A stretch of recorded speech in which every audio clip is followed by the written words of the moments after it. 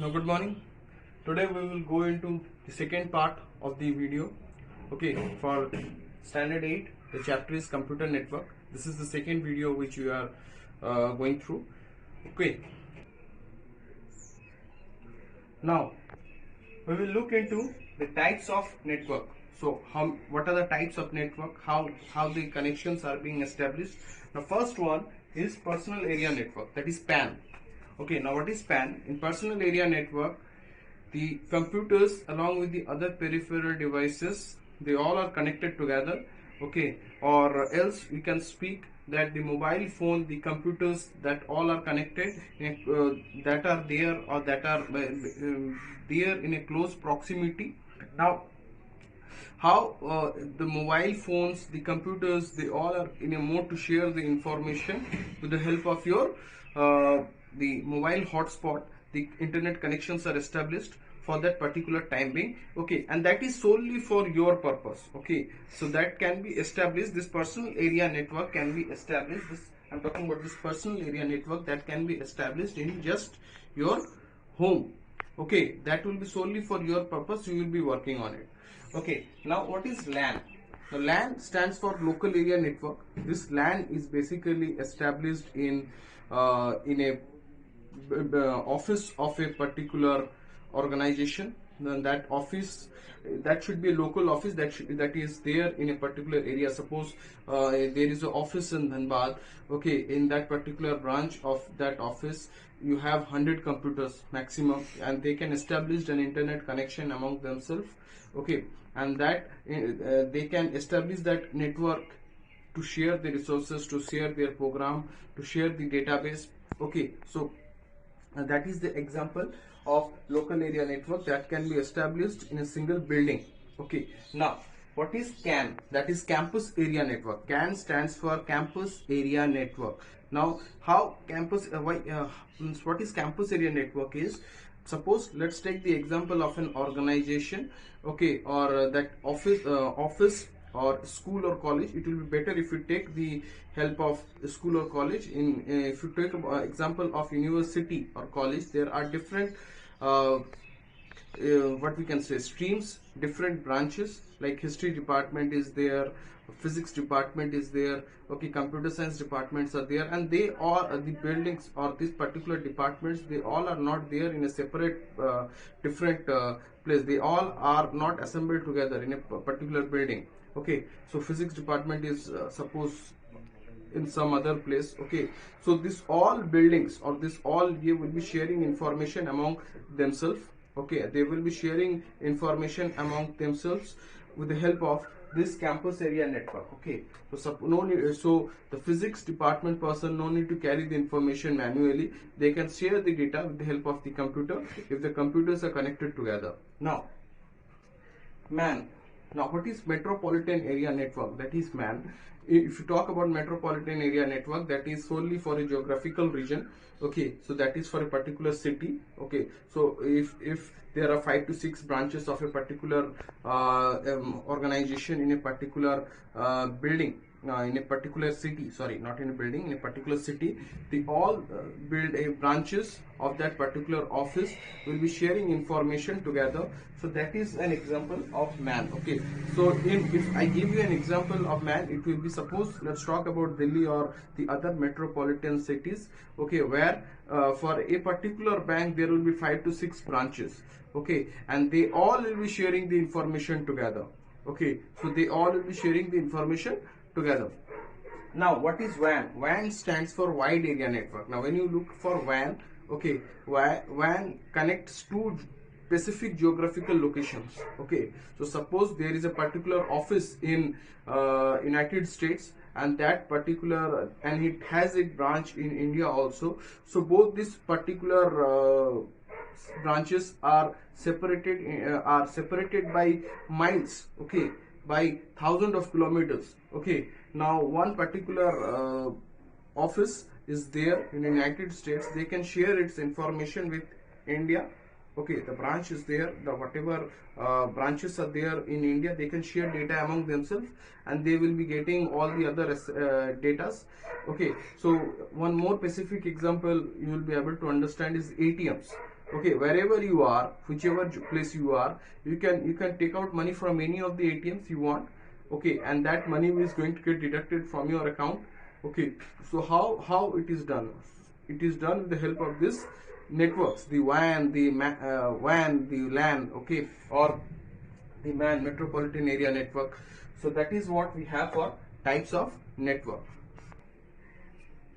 Now we will go into network topology. Now what is topology? Topology means how the network is being established. There are four basic way of establishing a network. Okay, one is star topology, I will be starting off with.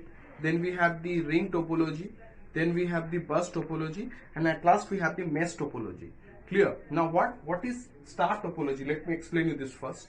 Now in star topology, whenever we will be establishing a star topology, there will be a central switch. So this one is switch. Okay, all the information whatever you are sending or whatever you are receiving, that will come and that will go with the help of this switch. The switch is basically acting as a mediator in receiving the data and in transferring the data. Now how it do is, suppose this all are computer or any other peripheral devices. I have written here device and I have written here computer. Now how? So it may be anything. It may be any of the computers. It may be the devices, other peripheral devices what you have. Okay. Now what it do? Suppose you are this computer. You are having this as a computer. Okay. It is your computer. Now you are sending the data. The first of all, the data will come to the switch. So this is the switch. Okay. Now what it will do? From switch, the data will come to you. So suppose this is my computer and this is your computer. Whenever I will be sending the data, it will not come directly. It will go via the switch. Okay. Now what is the advantages of star topology? Now when you talk about star topology, establishing a star topology, it takes less money, or the cost, expenses we do to set up a star topology, it is quite less. Now what is the second point? Once the local computer fails, it will not affect. So suppose it is having an effect on this while establishing a network topology. If any of these computers fails, okay, then also the network is not going to get affected. This network will not be affected. So suppose this one is not working, then also these four computers are working, or these four devices are working. So all these four devices will carry on their respective or specific task. Clear?